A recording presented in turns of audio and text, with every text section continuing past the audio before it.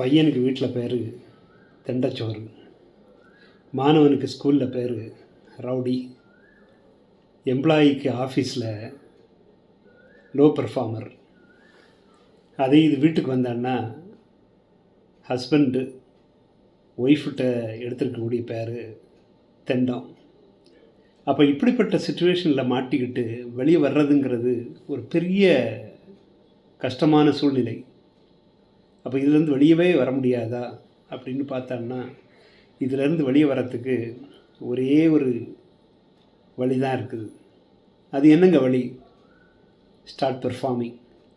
நீங்கள் ஒரு பெர்ஃபார்மன்ஸ் கொடுத்துட்டீங்கன்னு வச்சுங்களேன், இந்த வேர்ல்டு உங்களை பார்க்கக்கூடிய விதமே வேறு மாதிரி பார்க்கும்.